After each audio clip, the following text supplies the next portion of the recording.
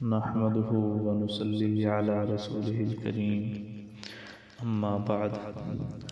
آج ہمارا تعلیم بالغاں کورس کا 16واں سبق ہے جو تختی نمبر 16 سے شروع ہوگا۔ تختی نمبر 16 اس میں شد ہی کی مشق ہے کہ حروف مدہ کے بعد اگر شد آ جائے تو اس کو کیسے پڑھنا ہے، اور آگے خاتمہ اجرائے قواعد، اس میں گنہ کے حوالے سے مشق ہے۔ گنہ کی اقسام ہم نے کچھ پڑھ لی ہیں اور کچھ باقی ہیں۔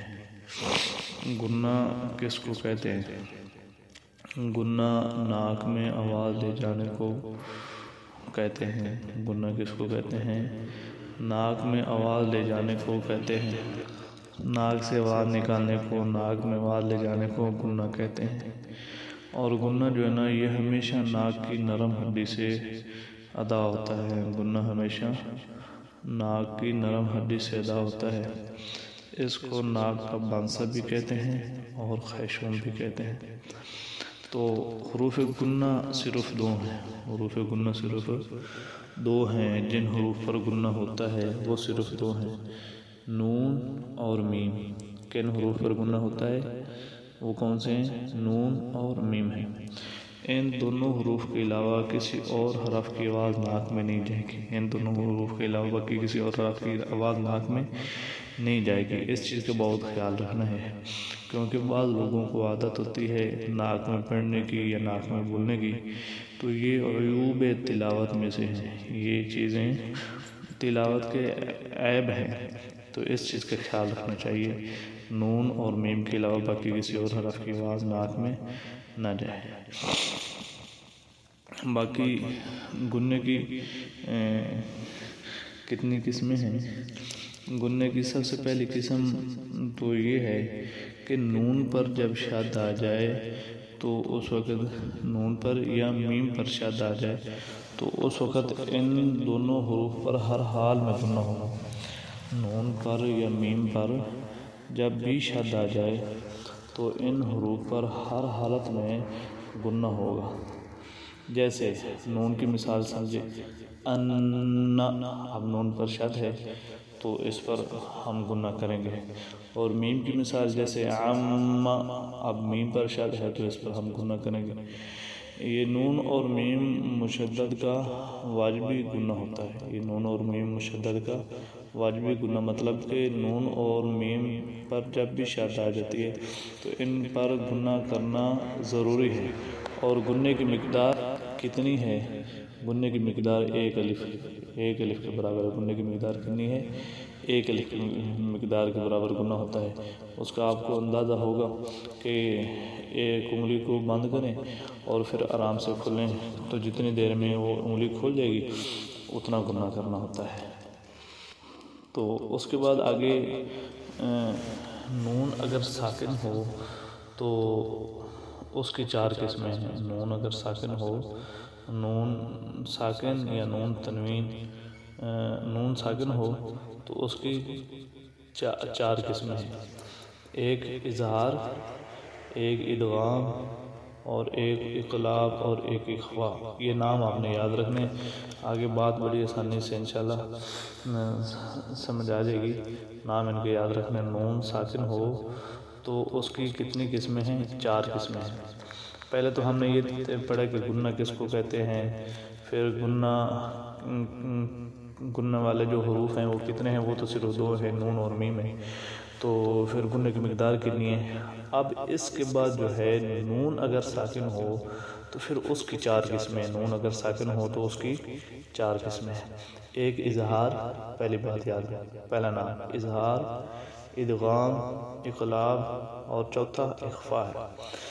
تو یہ اظہار ہم نے پہلے پڑھا بھی ہے کہ نون ساکن یا نون تنوین، تنوین کو نون تنوین بھی کہتے ہیں۔ تنوین کے دو نام ہیں نا، اس کو تنوین، دو زبر دو زیر دو پیش کو تنوین کہتے ہیں، اور اس کا دوسرا نام نون تنوین ہے۔ نون ساکن یا نون تنوین کے بعد والا حرف اگر حروف ہلکی میں سے آ جائے یا لام اور را میں سے آ جائے تو وہاں پر گنہ نہیں ہوگا بلکہ اظہار ہوگا۔ اظہار کا یہ مطلب ہے کہ گنہ نہ ہونا، اظہار کا کیا مطلب ہے؟ غنہ نہ ہونا، تو وہاں پر ہم غنہ نہیں کریں گے۔ اب جہاں پر غنہ نہیں کریں گے تو اس کو ہم کیا کہیں گے؟ اس کا نام کیا ہے؟ اظہار۔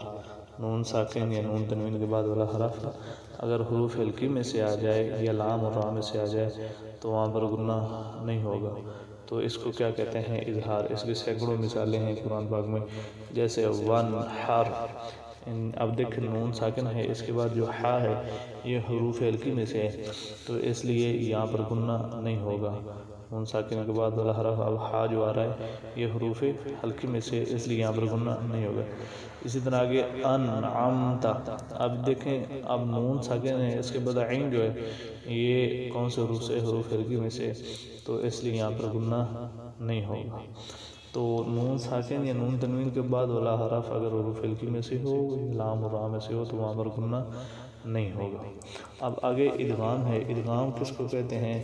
ادغام کہتے ہیں یعنی کہ کسی ایک چیز کو دوسری چیز میں ملا دینا، ایک حرف کو دوسرے حرف کے ساتھ ملا دینا۔ اب ادغام کا کیا مطلب ہوتا ہے؟ ایک حرف کو دوسرے حرف کے ساتھ ملا دینا۔ مطلب یہ ہے کہ نون ساکن اور نون تنوین کے بعد حروف یرملون میں سے کوئی حرف آ جائے تو وہاں پر کیا ہوگا؟ ادغام ہوگا۔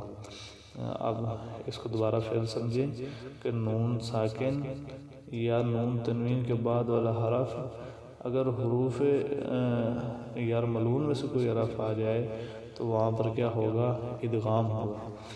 لام اور را میں بغیر غنہ کے ادغام ہوگا، اور باقی جو چار حروف ہیں یا ہے، نون ہے، میم ہے اور واو ہے، ان میں ادغام کیا ہوگا؟ غنہ کے ساتھ ہوگا۔ اب لام اور را میں بغیر غنہ کے ادغام ہوگا کہ ان کو، اب یہ بات یاد رکھنا کہ ادغام کا کیا مطلب تھا کہ ایک حرف کو دوسرے حرف کے ساتھ ملا دینا، ایک حرف کو دوسرے حرف کے ساتھ ملا دینا۔ اب لام اور را کو را میں جو ایک حرف کو دوسرے حرف کے ساتھ ہم ملائیں گے تو وہاں پر غنہ نہیں کریں گے۔ اس کی مثال یہ ہے من لدنہ۔ اب دیکھیں میم کے بعد جو ہے یہ نون ساکن ہے، نون ساکن کے بعد لام ہے، تو یہاں پر ہم اس کو کیا کر رہے ہیں؟ یہاں پر ہم نے کیا کیا ہے؟ نون کو لام کے ساتھ ملا دیا۔ اب ہم یہاں پر غنہ نہیں کریں گے، ایسے نہیں پڑھیں گے من لدنہ نہیں پڑھیں گے بلکہ من لدنہ۔ اب نون کو ہم نے لام کے ساتھ ملا دیا ہے۔ تو اسی طرح آگے را کی مثال جیسے مر ربک۔ اب ہم یہاں پر غنہ نہیں کریں، من ربک نہیں پڑھیں گے بلکہ مر ربک۔ اب یہاں پر بھی ہم نے نون کو کیا کیا ہے؟ را کے ساتھ ملا دیا ہے۔ اب حروف نون ساکن یا نون تنوین کے بعد اگر لام اور را میں سے کوئی لام آ جائے یا را آ جائے تو وہاں پر غنہ نہیں ہوگا۔ وہاں پر نون کو ہم اگلے حرف کے ساتھ ملائیں گے تو وہاں پر غنہ نہیں ہوگا۔ اگر باقی جو چار حروف ہیں یا ہے، نون ہے، میم ہے، واو ہے، تو نون ساکن کے بعد یا نون تنوین کے بعد ان میں سے کوئی حرف آ جائے تو وہاں پر ہم ادغام تو کریں گے لیکن غنہ کے ساتھ کریں گے۔ جیسے اس کی مثال دیکھیں من یشاء، اب دیکھیں ہم من یشاء، اب نون کو ہم یا کے ساتھ ملا رہے ہیں لیکن یہاں پر ہم غنہ کے ساتھ ملا رہے ہیں، غنہ کر رہے ہیں۔ اگر من والن، واو کو نون کو واو کے ساتھ ملا رہے ہیں لیکن یہاں پر غنہ کے ساتھ۔ اگر من نصویر، اس طرح کی کافی مثالیں ہیں۔ تو اب اگر تیسری قسم ہے، تیسری قسم ہے اقلاب۔ آگے تیسری قسم کون سی؟ اقلاب۔ یہ تو بڑی آسان ہے کہ نون ساکن اور نون تنوین کے بعد با آ جائے، نون ساکن یا نون تنوین کے بعد آگے با آ جائے تو اس صورت میں نون کو ہلکی سی میم سے بدل دیں گے۔ نون ساکن کے بعد، نون ساکن یا نون تنوین کے بعد اگر با آ جائے تو اس صورت میں کیا کرنا ہے؟ نون کو میم ہلکی سی میم سے بدل دیں گے۔ جیسے میم بعد اب دیکھیں نون ساکن کے بعد با آ گئی ہے، تو ہم نے کیا کیا ہے، نون کو ہلکی سی میم سے بدل دیا، چھوٹی سی میم۔ اکثر آپ نے دیکھا ہوگا قرآن پہ کہ چھوٹی سی جو ہے نا میم لگی ہوتی ہے، تو یہ وہی ہے، اس کو کیا کہتے ہیں، اقلاب کہتے ہیں۔ نون ساکن کے بعد با آ گیا تو اس کو ہم نے کیا کیا، ہلکی سی میم سے بدل دیا۔ کیسے؟ جس کی مثال ہے میم بعدی، آگے تنوین کی مثال، یہ تو نون ساکن کی مثال تھی، آگے تنوین کی مثال علیم بذات الصدور۔ اب تنوین کے بعد با آ گیا تو ہم نے اس کو کیا کیا ہے، ہلکی سی میم سے بدل دیا ہے، جیسے علیم۔ آپ دیکھیں یہاں پہ ہم نے با کیا کیا ہے، اس کو تنوین کے بعد با آگے تو اس کو ہم نے کیا کیا ہے، ہلکی سی میم سے بدل دیا۔ آگے چوتھی قسم ہے اخفا۔ اخفا کس کو کہتے ہیں؟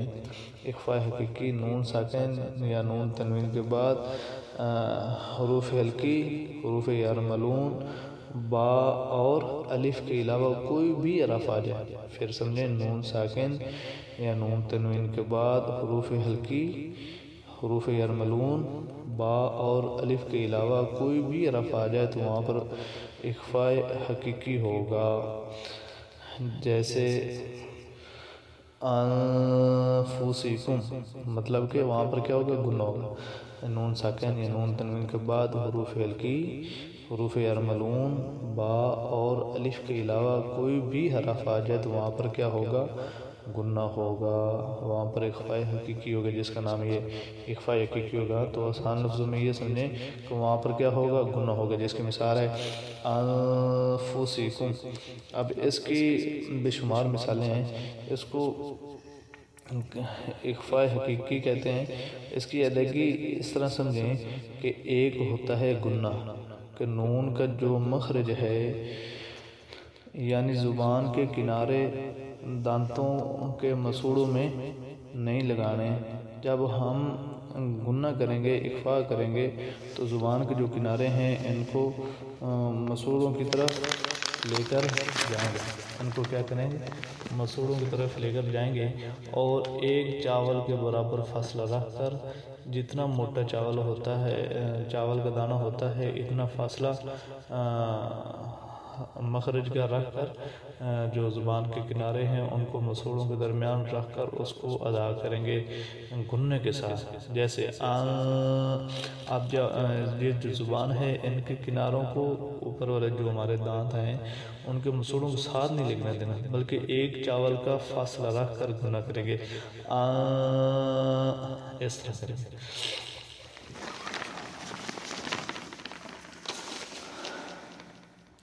اب یہ ہماری نون ساکن کی 4 قسمیں ہوگی، تو ان کو آپ نے ابھی اچھی طرح یاد رکھنا ہے۔ آخر میں پھر ایک مرتبہ دہرائیں گے۔ آگے اس کے علاوہ کچھ حروف ایسے ہوتے ہیں جن پر گنہ نہیں ہوتا، اس کے علاوہ کچھ حروف ایسے ہوتے ہیں جن پر گنہ نہیں ہوتا۔ جتنے ہم نے پیچھے قاعدے پڑھے ہیں کہ یہ اظہار اخفاء ہے، نون ساکن کے بعد یہ ہو جائے تو یہ ایسے گنہ ہوگا، ایسے ہوگا، تو یہ جتنے ہم نے قاعدے پڑھے ہیں نا، یہ تقریباً 3-4 حروف ہیں، وہ ان پر قاعدے لگتے ہیں۔ جیسے سن وان، اب یہ دیکھیں نون ساکن کے بعد واو آ گئی تو یہاں پر گنہ نہیں ہوگا۔ اسی طرح قن وان، یہاں پر بھی گنہ نہیں ہوگا۔ حالانکہ نون ساکن کے بعد واو آ جائے یا آ جائے گنہ تو ہوتا ہے، لیکن جیسے میم والن، اب دیکھیں یہاں پر نون ساکن کے بعد واو آ گئی تو یہاں پر تو گنہ ہو رہا ہے۔ اسی طرح آگے میں یشا، اب یہاں پر نون ساکن کے بعد یا آ گئی، یہاں تو گنہ ہو رہا ہے۔ تو لیکن یہ جو ہیں تقریباً 3-4 حروف ہیں، سن وان، قن وان، بنیان، الدنیا، تقریباً یہ پورے قرآن میں یہ 3-4 ہی حروف ہیں۔ تو ان پر یہ جو 3-4 حروف ہیں یہ ان تمام قواعد سے مستثنیٰ ہیں، یعنی کہ ان پر یہ قاعدے نہیں لگتے، تو ان پر گنہ نہیں ہوگا، ان پر بلکہ اظہار ہی ہوگا۔ اسی طرح باقی قرآن پاک کا لفظ ہے یاسین والقرآن الحکیم، جب ہم اس کو وقف کے ساتھ پڑھیں گے، یاسین اس پر وقف کر کے اگلا علیحدہ پڑھیں گے، والقرآن الحکیم، اس وقت گنہ نہیں کریں گے بلکہ اظہار ہوگا۔ لیکن اگر اس کو ہم ملا کے پڑھتے ہیں تو پھر اس پر گنہ ہوگا۔ بھلا کیسے؟ یاسین والقرآن الحکیم کر کے پڑھیں. اسی طرح جیسے ہے نا تبارک الذی 29 پارہ کی دوسری صورت نون والقلم، اگر ہم یہاں پر وقف کے ساتھ پڑھتے ہیں تو وقف کے ساتھ پڑھیں گے تو پھر تو گناہ نہیں ہوگا. اگر ہم ملا کے پڑھیں گے نون وہاں پر پھر گناہ ہوگا.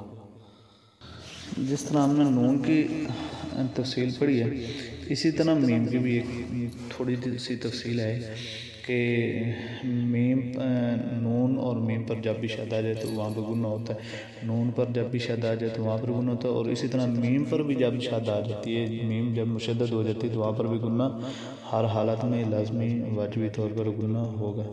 جیسے اس کی مثال پہلے میں نے دی ہے عام، میم پر شد ہے تو یہاں پر ہر حالت میں گناہ ہوگا. تو نون ساکن کی 4 قسمیں تھی کہ نون ساکن ہو تو اس کے بعد کون سا حرف آئے تو اس کی 4 قسمیں تھی. اسی طرح میم ساکن کی 3 قسمیں، اسی طرح میم کی 3 قسمیں ہیں. پہلی قسم تو یہ کہ میم پر جب شد ہوگی، میم مشدد ہوگی تو اس پر تو ہر حالت میں گناہ ہونا ہے، یہ تو بات پکی ہے. اور دوسری قسم یہ ہے کہ میم ساکن کے بعد دوسری میم آ جائے، میم ساکن ہے اس کے بعد پھر آگے ساتھ دوسری میم آ گئی ہے تو اس کو کیا کہتے ہیں؟ اس کو ادغام کہتے ہیں. اس کو کیا کہتے ہیں؟ ادغام کہتے ہیں. اس کو کیا کہتے ہیں؟ ادغام کہتے ہیں. اور اس کو لیکن اس کو ادغام شفوی کہتے ہیں. لیکن اس کو کیا کہتے ہیں؟ ادغام شفوی، کیونکہ میم کا تعلق ہونٹوں کے ساتھ، ہونٹوں کی ادائیگی سے ہے، اس لیے اس کو ادغام شفوی کہتے ہیں. میم ساکن کے بعد اگر دوسری میم آ جائے تو اس کو کیا کہتے ہیں؟ ادغام کہتے ہیں. لیکن اس کو ادغام شفوی کہتے ہیں، وہ اس لیے کہ میم کا تعلق جو ہے، جو میم ادا ہوتی ہے یہ کہاں سے ادا ہوتی ہے؟ اس کا مخرج کون سے ہیں؟ ہونٹ ہیں، ہونٹوں کا خشکی والا حصہ، اس لیے اس کو ادغام شفوی کہتے ہیں. تو اور دوسرا جو ادغام ہے جو نون میں تھا، اس کا کوئی نام نہیں، بس اس کو ادغام دام اور ادغام ناقص کہتے ہیں. اس ادغام کو ادغام شفوی کہتے ہیں جو میم کا ہے. ادغام شفوی کا یہ مطلب ہے کہ ایک میم کے بعد دوسری میم مشدد آ جائے، ایک میم کے بعد دوسری میم مشدد آ جائے. جیسے لہم ما یشاء لہم ما کسبتم.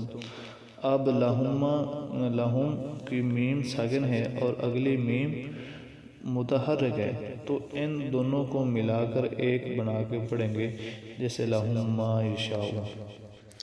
بس آسانی سے بات آسان کر کے بتاتے ہیں کہ میم ساکن کے بعد دوسری میم مشدد آ جائے تو وہاں پر بھی گناہ ہوگا. میم ساکن کے بعد دوسری میم مشدد آ جائے تو وہاں پر بھی کیا ہوگا؟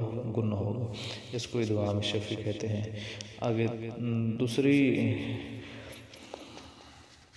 دوسری قسم یہ تھی کہ میم ساکن کے بعد با آ جائے تو وہاں پر بھی گناہ ہوگا. اس کو اخفاء شفوی کہتے ہیں. میم ساکن کے بعد اگر با آ جائے تو وہاں پر بھی گناہ ہوگا. جیسے وما ہم، آپ دیکھیں میم ساکن ہے، اس کے بعد کیا ہے؟ با آ گئی تو وہاں پر بھی کیا ہوگا؟ گناہ ہوگا. اس کو کیا کہتے ہیں؟ اخفاء شفوی کہتے ہیں. آگے اسی طرح میم ساکن کے بعد میم اور با کے علاوہ، میم ساکنہ کے بعد میم اور با کے علاوہ کوئی اور حرف آ جائے تو اس صورت میں کیا ہوگا؟ گناہ نہیں ہوگا. میم ساکن کے بعد میم اور با کے علاوہ کوئی بھی حرف آ جائے تو وہاں پر کیا ہوگا؟ گناہ نہیں ہوگا. اس صورت میں اظہار ہوگا. تو اب یہ گناہ کے حوالے سے تھوڑی سی بات تھی. ایک مرتبہ پھر دہراتے ہیں. گناہ کس کو کہتے ہیں؟ گناہ ناک سے آواز نکالنے کو کہتے ہیں، ناک میں آواز لے جانے کو. اور گناہ کہاں سے ادا ہوتا ہے؟ ناک کی ہمیشہ نرم ہڈی سے ادا ہوتا ہے. اس کو ناک کا بانسا بھی کہتے ہیں اور خیشوم بھی کہتے ہیں. تو گناہ کی مقدار کتنی ہے؟ 1 الف کی مقدار. گناہ کی مقدار کتنی؟ 1 الف کی مقدار. گناہ کس کو کہتے ہیں؟ ناک سے آواز نکالنے کو. گناہ کی مقدار کتنی؟ 1 الف کی مقدار. گناہ صرف 2 حروف پر ہوتا ہے، نون اور میم پر. اور باقی اگر نون ساکن ہو تو اس کی پھر 4 قسمیں ہوتی ہیں۔ نون ساکن نمبر 1 اظہار، نون ساکن یا نون تنوین کے بعد والا حرف اگر حروف ہلکی میں سے ہو یا لام اور را میں سے تو وہاں پر گنہ نہیں ہوگی، جیسے انعمت اور ونحر۔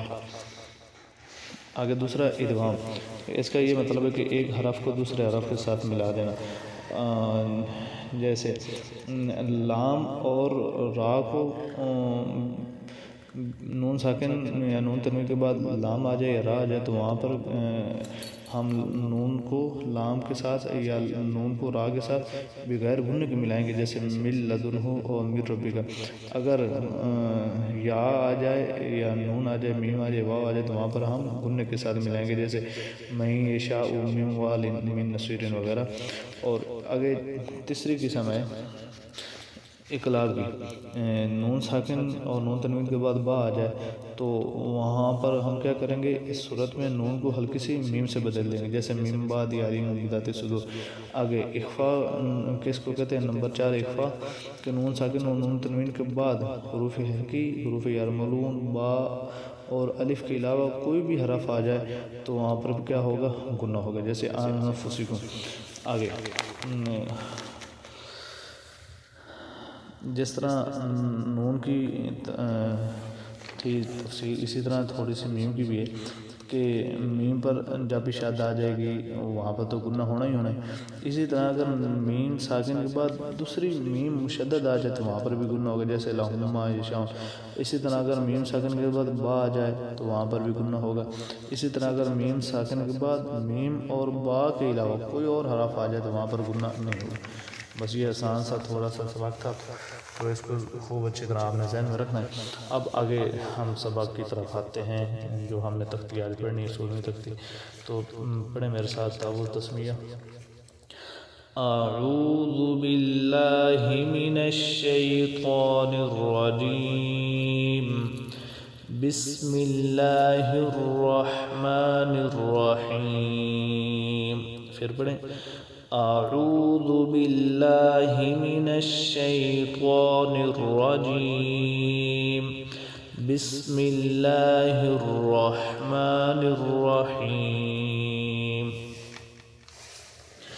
تو یہ تختی بھی شاد کی تختی ہے، اس میں کیا کس چیز کی مشق تھی کہ حروف مدہ کے بعد شاد آ جائے تو اس کو کیسے پڑھنا ہے۔ اب یہ دیکھیں الف حروف مدہ میں سے، تو اس کے بعد آگے لام پر کیا ہے، شاد ہے، تو اس کو کیسے پڑھنا ہے، تو یہ ایسے ہوگا غاد الف،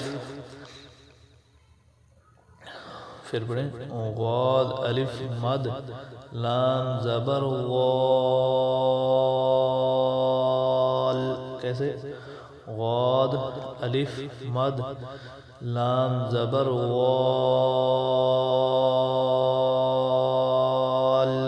اب یہ مد کون سی ہے، مد متصل ہے، بڑی مد ہے، تو اس کو کتنی مقدار لمبا کرنا، 5 الف کی مقدار۔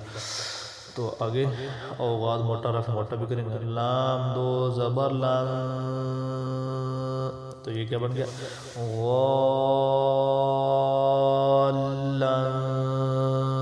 آگے وقف غالا، اسی طرح آگے دال الف مد با زبر داب، اب با حروف قلقلہ میں سے تو جوڑ میں ساکن تھا تو اس لیے با پر قلقلہ کریں گے، با زبر با کیا بن گیا دابا، تا 2 زید 3 تنوین کی وجہ سے گنہ کریں گے، داباتن۔ آگے وقف دابا، اب گولتا ہے وقف میں ہا پڑھیں گے۔ اسی طرح آگے ہا الف مد جیم زبر حاج، جیم حروف قلقلہ میں سے ہے تو جوڑ میں ساکن ہے تو قلقلہ ہوگا، جیم زبر جا کیا بن گیا حاجہ، بڑی مد ہے تو 5 مقدار لمبا کرتے جائیں گے، کاف زبر کا حاجہ کا، آگے وقف حاجک،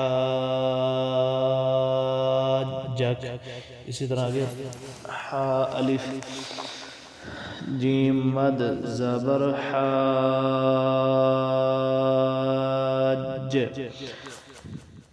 یہ دونوں طریقے جائزے ہیں کہ حروف کو پہلے ادا کر لیں، حرکات کو بعد میں ادا کریں، یا حرکات کو پہلے حروف کو بعد میں. دونوں طریقے ٹھیک ہیں، جیسے آسانی ہو آپ پڑھ سکتے ہیں. حا الف جیم مد زبر حاج، جیم واو پیش جو حاجو، کاف زبر کا حاجو کا، آگے وقف حاجوک، آگے لام زبر لا غاد الف لام مد زبر غال لغال، لام واو پیش لو لغالو، اب یہ واو آگے کون سی واو مت ہے، نون زبرنا لغالون، آگے وقف لغالون. اسی طرح آگے واو زبر وا لام غاد زبر لغ، شاد کو پچھلے حرف سے سخت پچھلے حرف کو شاد والے حرف سے سخت سمجھنا ہے. ولو غاد الف لام مد زبر غال ولو غال، غاد موٹا رف موٹا کر کے، لام یا زیر لی ولو غالی، نون زبرنا ولو غالین، آگے وقف ولو غالین. اسی طرح آگے حمزہ زبر آ تا پیش تو آتو، حا الف جیم مد زبر حاج، آتو حاج، جیم واو نون مد پیش جون،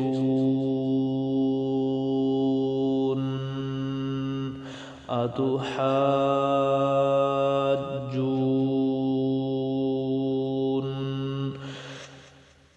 نون یا زیر نی آتو حاجونی،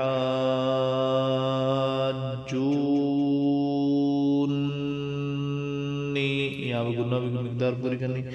آگے وقف بھی اسی طرح ہی ہے، کیونکہ آخر میں یا ہے تو وقف میں آخری حرف یا ہو تو، بلکہ یا ہے بھی ساکن، آخری حرف ساکن ہو تو وقف بھی رواں کی طرح ہوتا ہے. اسی طرح آگے واو زبر وا لام الف زبر لا ولا تا زبر تا ولا تا حا غاد کھڑی مد زبر حاو ولا تحاو، غاد واو پیش ہو، آگے واو مد ولا تحاو، نون زبرنا ولا تحاوون، آگے وقف ولا تحاوون.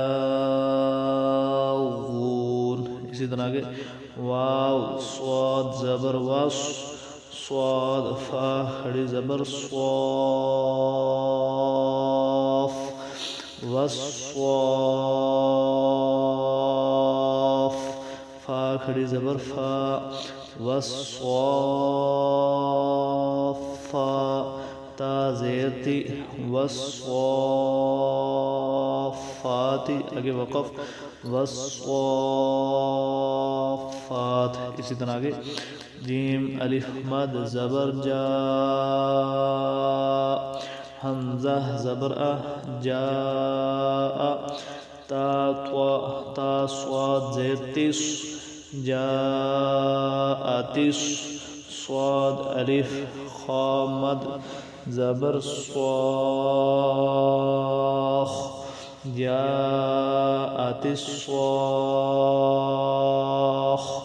خا زبر خا موٹا کر کے جاءت الصاخة، تا پیش تو جاءت الصاخۃ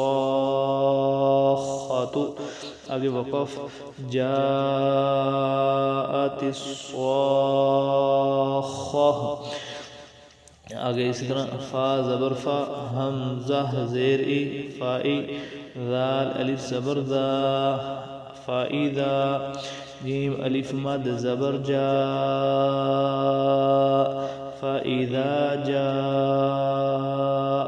حمزہ زبر ا فائدہ جا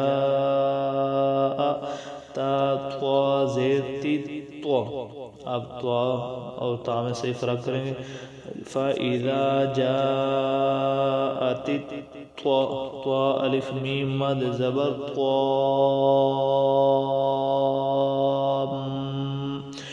سے مٹا کریں گے اور میم پر گنا بھی کریں گے فَإِذَا جَاءَتِ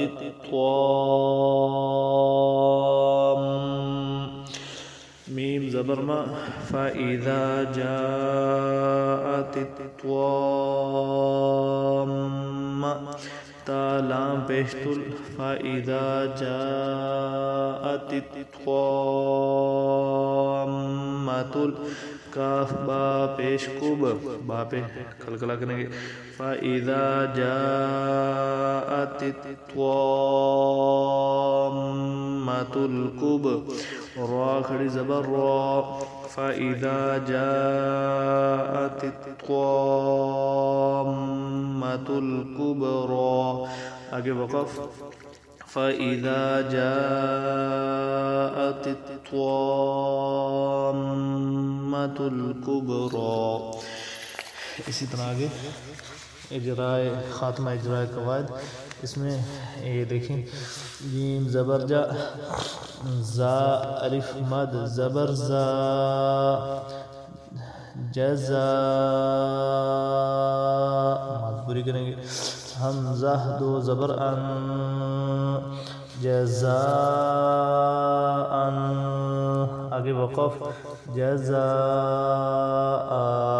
اس طرح آگے حمزہ لام زبر ال میم زبر ما الما لام کھڑی مد زبر لا الملا حمزہ زیر ای الملائی کاف زبر کا الملائکہ تا پیشتو الملائکہ آگے وقف الملائکہ یہ آگے آسان ہے تو اس کو انشاءاللہ آپ کو سمجھ آ جائے گی تو بس موٹے حروف کا خوب خیال رکھنا ہے اہم آواز حروف کے اندر فرق کرتے رہنا نرم حروف کو نرمی سے جہاں مد آ رہی ہے بڑی مد کا خیال رکھنا چھوٹی مد کون سی اس کی پہچان ہو تو باقی گناہ کہاں پہ نہیں ہونا وہ تو ایک لے لینا کہ نون ساکن یا نون تنوین کے بعد اگر حروف ہلکی میں سے کوئی حرف آ رہا ہے لام اور رام سے تو وہاں پر گناہ نہیں ہوگا اور جہاں پہ ہونا ہے اس کی مختلف تھوڑی سی صورتیں ہیں چند صورتیں ہیں اب آگے خیرین یرہ اب یہ دیکھو نون تنوین ہے تنوین جو ہے نا نون تنوین تو اس کے بعد یہ یا آ گیا تو اب ہم نے تنوین کو نون تنوین کو یا کے ساتھ ملایا تو یہاں پر بھی کیا ہوگا گنہ ہوگا ادغام ہو جائے گا اسی طرح آگے شرین یہ بھی اسی طرح آگے میقاتین اب یہ تا پر کیا ہے تنوین ہے نون تنوین ہے تو نون تنوین کو ہم نے یا کے ساتھ ملا دیا تو ادغام ہو گیا تو یہاں پر بھی کیا ہوگا گنہ ہوگا اسی طرح آگے فمین یہاں پر بھی گنہ ہوگا آگے یوم ایدین یہاں پر بھی کیا ہوگا ادغام ہوگا گنہ ہوگا آگے یصدرن یہاں نون پر شد ہے تو گنہ ہوگا آگے میر ربک اب یہ کیا ہے یہ بھی ادغام ہے ہم نے نون کو را کے ساتھ ملا دیا لیکن یہاں پر ادغام بغیر غنہ کے ہوگا، غنہ کے ساتھ نہیں ہوگا، مر ربک۔ اسی طرح اگر رسولم یہ بھی ادغام ہے غنہ کے ساتھ، اگر صحفم یہ بھی ہم ادغام غنہ ہوگا یہاں پہ، اور اس کے ساتھ آگے نون ساکن کے بعد با آ جائے تو یہاں پر بھی غنہ ہوگا، نون ساکن کے بعد اگر با آ جائے تو یہاں پر پھر کیا ہوگا، غنہ ہوگا۔ اس کو کیا کہتے ہیں، اقلاب، جیسے ہم نے ابھی غنہ کی قسمیں پڑھی، نون ساکن جیسے مم باخیلہ میم۔ اب دیکھیں نون ساکن ہے اس کے بعد با آ گیا تو ہم نے پھر کیا کرنا ہے، نون کو کیا کرنا ہے، ہلکی سی میم سے بدل دینا، تو ہم اس کو اب میم نون زبر مان نہیں پڑھنا بلکہ کیا پڑھنا ہے، میم میم زبر مم۔ اسی طرح آگے اس کے آگے لا یم بدلنا ہے نا، تو اس کو ہم نے کیسے پڑھنا ہے، یا نون زبر یا نہیں پڑھنا بلکہ یا میم پیش یم۔ اسی طرح آگے میم بعدی میم بینی، تو یہ آپ نے اب یاد رہنا ہے، نون ساکن کے بعد با آ جائے تو اس کو کیا کرنا ہے، ہم نے نون کو ہلکی سی میم سے بدل دینا ہے، پھر وہاں پہ ہم نے نون نہیں پڑھنا۔ تو یہ ہمارے یہاں الحمدللہ اللہ کی رحمت سے قاعدہ مکمل ہو گیا۔ تو اللہ پاک ہمارا پڑھنا پڑھانا اپنی بارگاہ میں قبول منظور فرمائے۔ تو جو بات سمجھ نہ آئے تو بے شک آپ ضرور میں پوچھ لیا کریں، تو اللہ پاک قبول فرمائے، آمین۔